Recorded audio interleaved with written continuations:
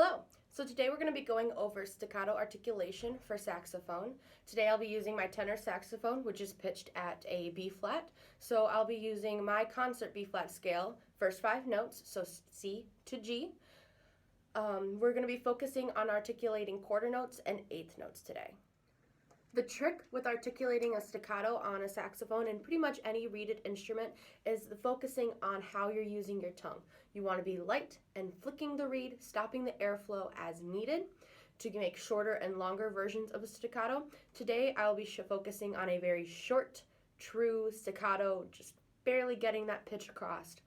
You want to focus on using the upper tip of your tongue to flick and hit the reed as required, avoiding that sound that comes when you're using too much tongue.